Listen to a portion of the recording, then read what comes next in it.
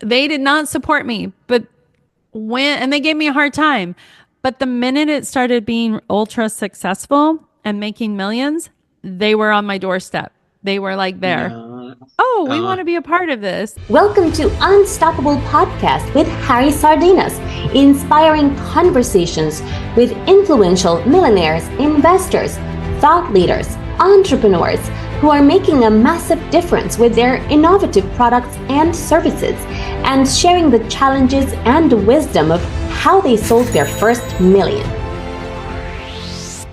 okay, so Amy, when do you realize that what is actually going to make the success for this cauliflower for your first business, finding your first client and driving the 0 to 1 million, which is really, really tough for everyone out there, especially in the food industry. It's just so competitive.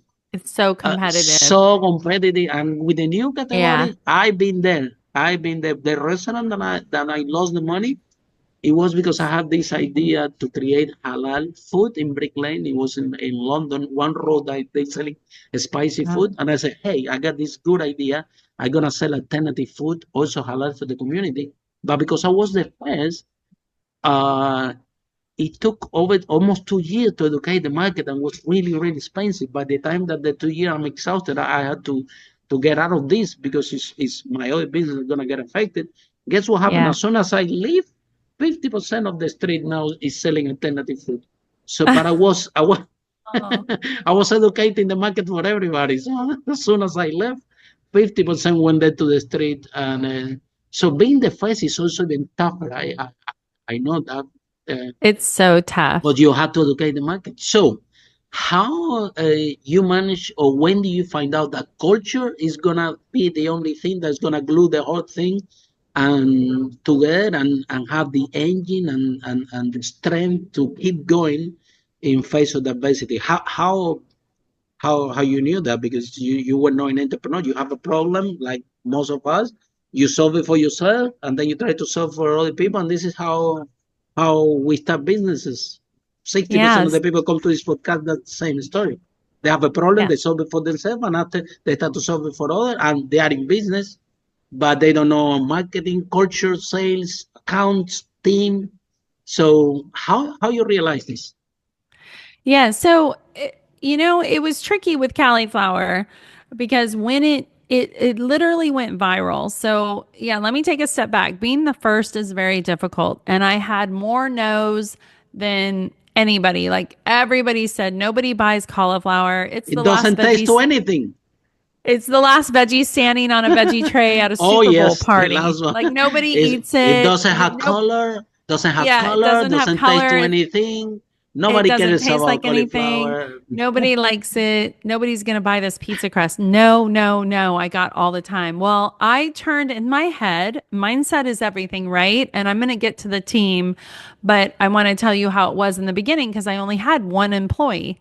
And in the beginning, and no was to me, I just said, you know what? No is next opportunity. No is never no for good. It's just like finding a different way to do it or a different way to position it or a different way to pitch it.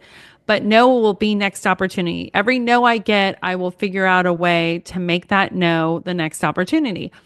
So that's one thing. So in 2015, I attended this Donald Miller conference on Story Brand. I don't know if you're familiar with Donald Miller and Story Brand. He has a podcast and he has a book. You don't actually have to go to his conference because you can read the book or listen to the podcast. But he talks about taking customers' testimonials and making them the hero of your product. So rather than talking only about your product, talk about how your product works for others. Well, I had been giving my product, I had taken it to farmers market. A lot of my family and friends were eating it. They loved it. They loved how they felt. And a lot of my family and friends ended up becoming my employees.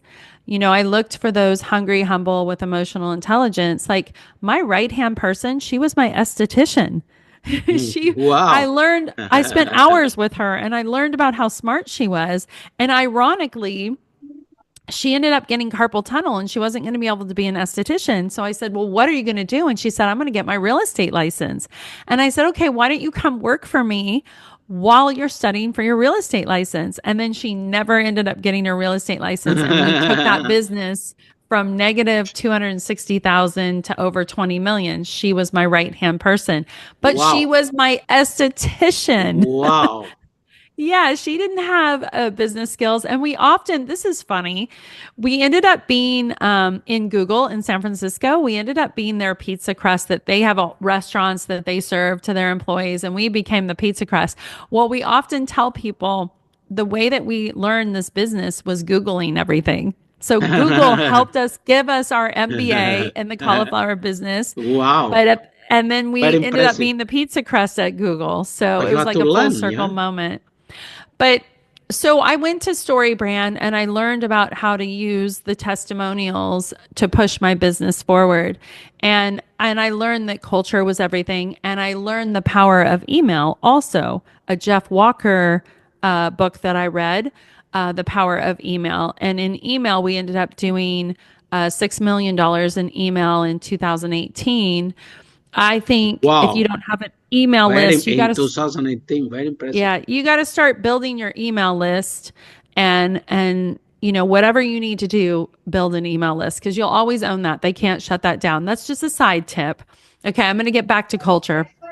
So anyways, I was negative 269,000. I had gone through our savings. I had gone through everything. The margins were horrible on the cauliflower pizza crust. What was keeping me going were these testimonials. I had one employee, but I had this one girl, this one mom who had called me like 7 months earlier, and she asked me if I would send the pizza crust because her daughter was severely autistic, nonverbal, and she had gone to the doctor, and the doctor put her on a low carb diet. And the daughter's name is Kenzie. The mom's name is Jessie. So Jessie said, you know, Kenzie will eat if I sit down and eat with her, but I need some low carb options. And she loves pizza. I said, no problem. Single mom. I grew up with a single mom, near and dear to my heart. So I'm like, sure, I'll send you the pizza crust. And I was giving her the pizza crust. Well, 7 months later, I saw her for the first time. Now, Jessie had to sit with Kenzie and eat, and they were eating our pizza crust a couple times a day, along with a low carb diet. And our pizza crusts were low carb. Kenzie became verbal in 7 months. She was talking, Oh, and Jessie lost 100 pounds eating low carb. So I wow. ended up, yeah, I was shocked when I saw her. So I ended up telling that story on Facebook about Kenzie and about Jessie.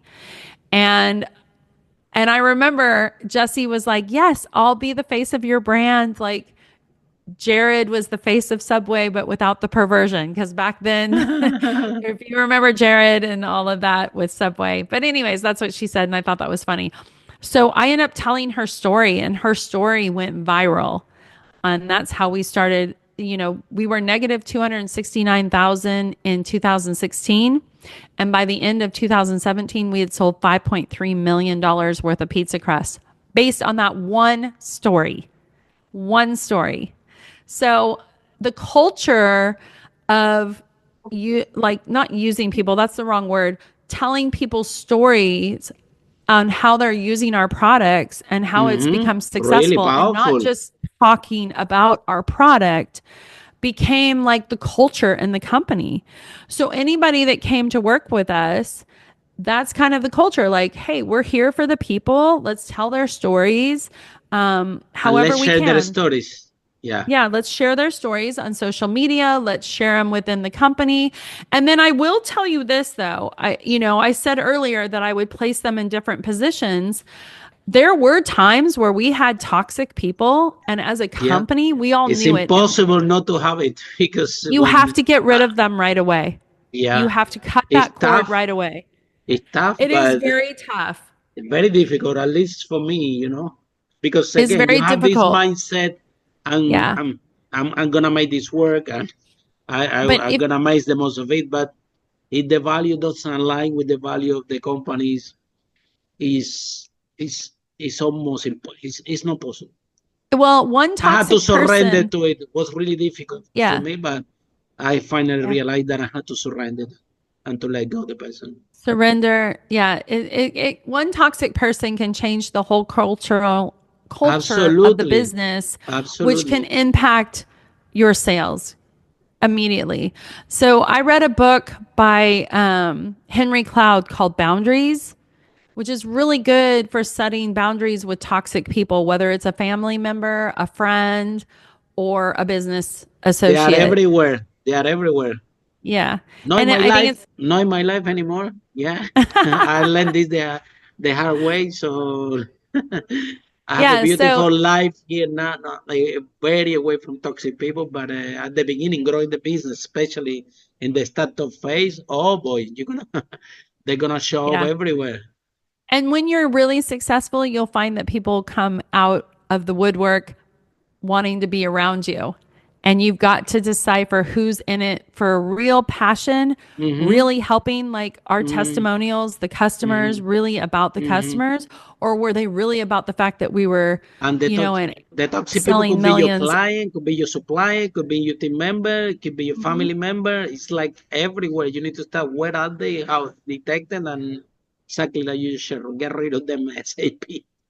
Yeah, I had a lot of relatives question what I was doing Oh, and some welcome. friends. Welcome to the Like, club. Yeah.